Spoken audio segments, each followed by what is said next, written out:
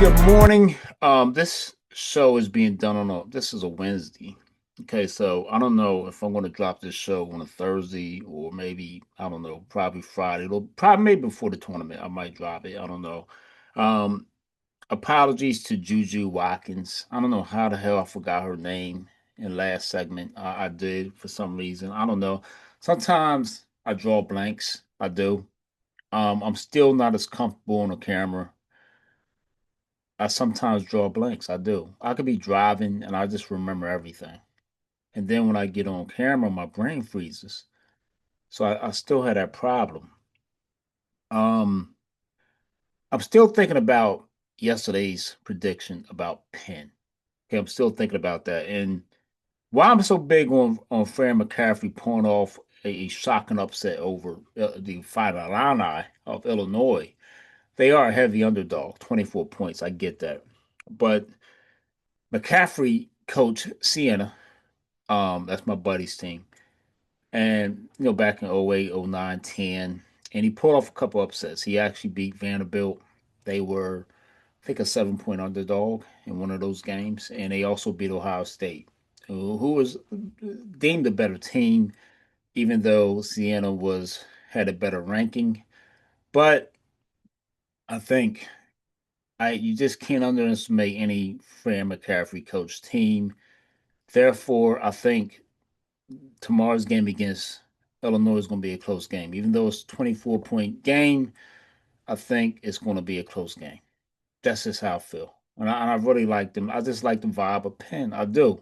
And listen, I'm rocking with. If you had asked me who I'm rocking with the Penn fucking Quakers over fucking Villanova. I'm rocking with the Penn fucking Quakers. I mean, seriously, they're the only team representing Philadelphia because Temples fell off the face of the earth. LaSalle fell off the face of the earth. Apologies to St. Joe's. They finished 22-10. They did have a strong season this year, but unfortunately, they didn't make the tournament. Okay, and of course Drexel. They just didn't have a strong season this year.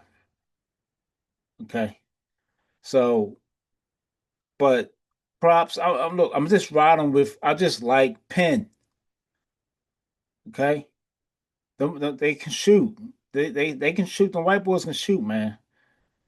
And I'm rooting for them, rocking with them. I'm rocking with the Penn fucking Quakers. I can't wait. I'm gonna watch the fucking game. I'm watching the Penn Quakers versus the Fighting Illini.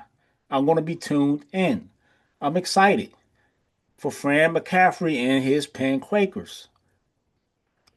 So we got that going on. All right. So Bears news. We signed some pennies in the lake deal today.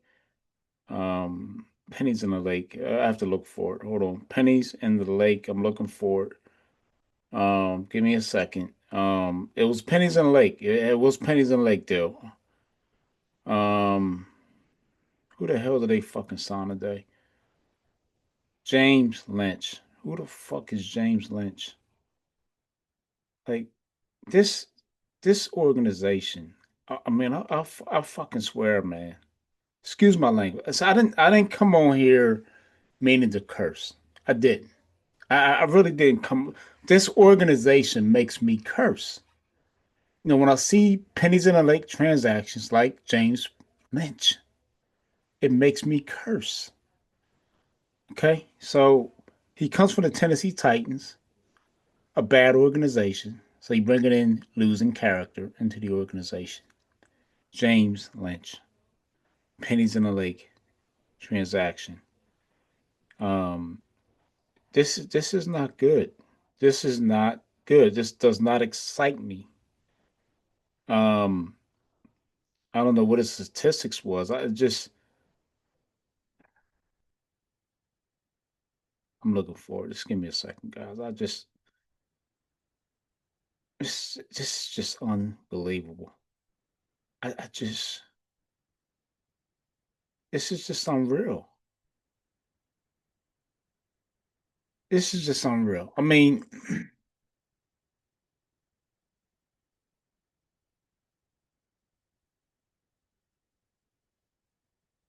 17 games played. He had one start, 25 tackles, point 0.5 sacks, zero forced fumbles, zero interceptions. James Lynch.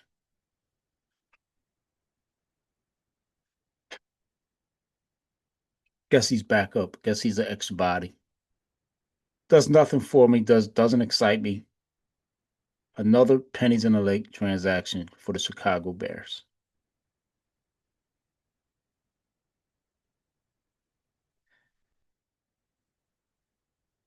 All right, so this segment we're gonna call it the detour. So in my detour segment, um, I made a stop at Skinny Joey's Cheesesteaks in Philadelphia, and there's a good reason because it's my son's birthday, and I like to, we like to taste test cheesesteaks. That's what we like to do. So I wanted to get him a nice gift card at Skinny Joey's. I don't think he's had it. So we're going to taste test Skinny Joey's and we're going to see what that's all about. I was very impressed inside Skinny Joey's. I walked in and I'm like, wow, this is pretty nice. It's, I mean, you walk in, it's kind of confusing. You walk in and then you got the one portion is the where you get your food. And I'm thinking that was where you walk in to order your food, but it was, they had the flat screen TVs on the side, and you got Joey giving his little, he has his little podcast out. It's pretty cool, so it's pretty neat. And I was like, wow, this is a nice little place. It's right next to a gas station. Skinny Joey's is very nice place. I was very impressed. So I'm looking forward to that. Um, so I got him his gift card, and I'm just looking forward to taste testing it with him before a Phillies game. So we're going to do that before a Phillies game. But getting back to the cheesesteak thing, so far Angelo's is our number one ranked cheesesteaks in Philadelphia. You got to go to Angelo's. Angelo's is I'm a foodie. I like food. You know what I mean? So when it comes to things like cheesesteaks, pizza, and all that stuff, I'm the guy you got to talk to. And I think so far, when we rank our cheesesteaks, we got Angelo's number one.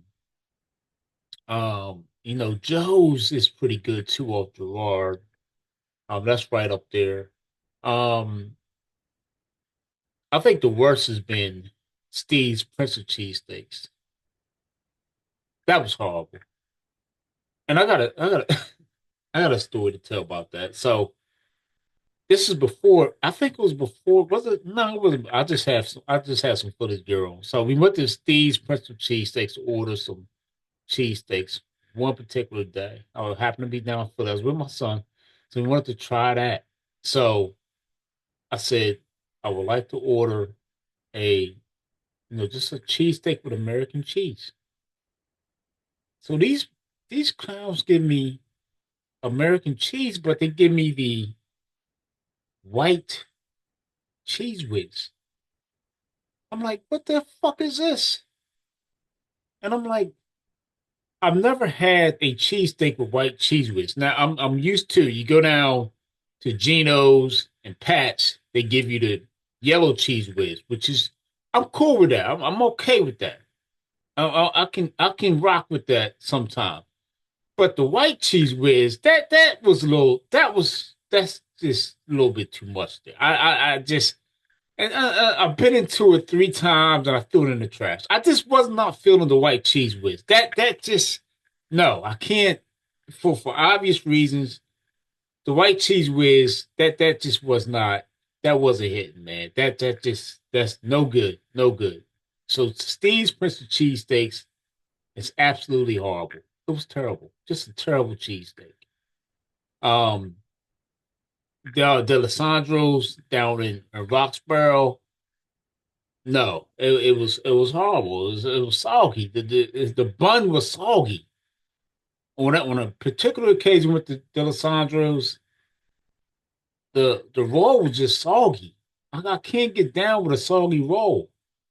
I mean, it just that's just not how I rock with a cheesesteak. It's got to be like Angelo's. It's nice. The roll is nice and toasted, and it's sesame seed, and it was so good. It was perfect, and it just had the perfect blend of the roll combined with the meat, and it was good. And the one in D'Alessandro's, the roll was so soggy, and it was just I just couldn't get down with that. Joe's was nice. Joe's was cool. Okay, Joe's didn't have a seated roll, but Joe's was cool down in Girard. So you know, but the worst is Steve's Prince of Steaks so far. So I'm looking forward to Skinny Joey's, and we'll see how they are. So hopefully, I think probably in April, we're gonna go down to Skinny Joey's and give them the shot. That's my show for today. Happy March Madness. Looking forward to the games, and I'll be going down to Buffalo Wild Wings to check it out. I'm out. Later.